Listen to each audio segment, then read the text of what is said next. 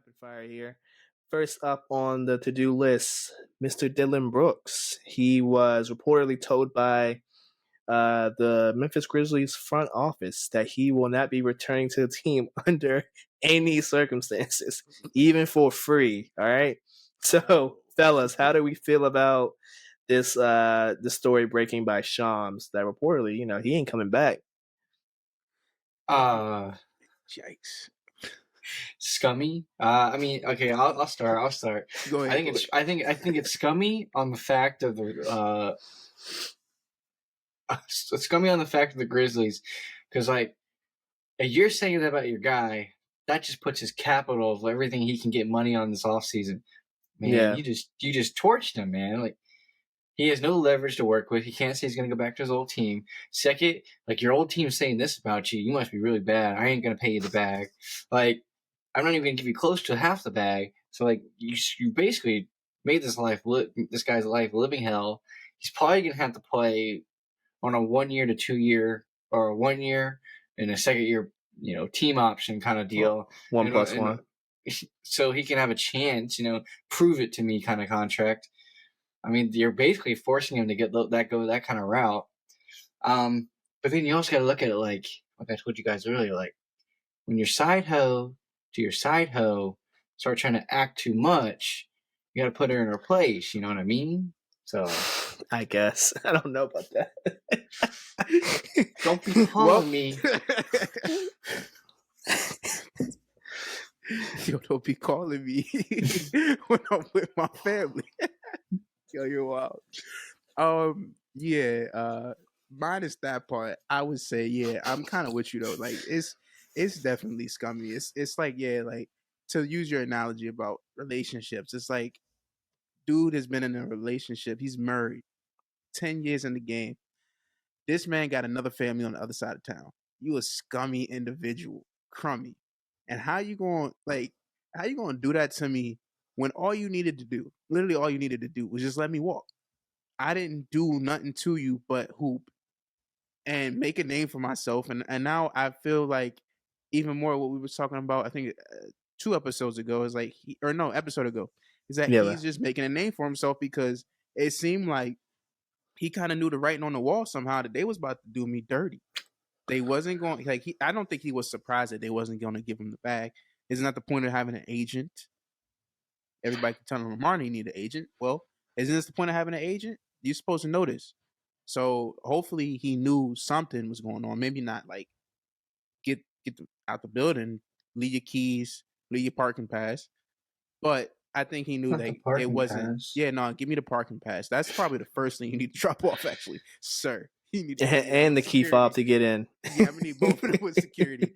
Thank you very much. Thank you kindly. So yeah, I mean, like, it's crummy because you just could have let him walk. And then if you wanted to, do those private phone calls, those behind the closed doors, this is what the teams are saying about him.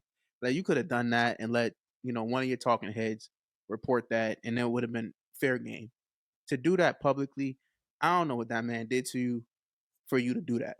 That's just not cool. And that's why I'm like, we were talking about Silver, like, you kind of, like, you don't gotta, I guess, necessarily punish them, but it's like you punish players and I guess coaches at a certain point if they say anything about the refs. That's kind of crummy to do. Like, just off GP, just give them like a $2 fine or something. Just be like, don't do that. You know what I'm saying? Like, we're above that as a league. We don't want that kind of image to come out. Like, we're going to do that bad to players that you drafted. You know what I'm saying? This is your product. So what does that say about our league, that, like, we got teams running around here that draft players, supposed to be developing them, and then they're going to come out and be like, oh yeah, well, we don't want you at all. Leave your parking pass. Like, that's crummy, bro. It's bad juju. Bad juju. Yeah, I agree. Not a good look for the Grizzlies. I feel like, in terms of Dillon Brooks, like, he was with you for, I think he gave like 5 or 6 years to the Grizzlies, and I think he played his heart out, played as well as he could, in the times that Jaw and even Desmond Bane have been out. I mean, Dillon Brooks has put up numbers. You've consistently asked the man to guard the other team's best player for many a seasons now, and this is what you reward him with. I mean, you weren't going to give him the bag, obviously. I think everyone could have reported that, right? But to just not even a week after you lose, you're gonna bring the man into your office and you're gonna tell him, "Hey, we just not gonna bring you back, big fella, and don't ask to come back for free." Don't ask. Don't you dare say anything. And don't ask to come back for free. So come on, man. I mean, it's a bad look for the Grizz. I mean, this is how you treat one of the players that you drafted, you developed, and you asked to do so much for. This is how you treat them. How's that gonna look for any incoming free agents because they have money to spend? How's this gonna look for them if that's how you treated Dillon Brooks? How you gonna treat me after my 1+1 is up? Like I think it's just a bad move for both sides, and obviously this hurts Brooks's bag. Even though he played, I mean, for the most part, he played pretty well this season. I mean, he's a defensive guy. The three and the 3-and-D might not be there all the time, but at least you can count on him to disrupt the other team's best offensive players. So he's going to make it interesting. And correction, he technically got drafted by the Trailblazers. In a series of events, he ended up traded to the Houston Rockets.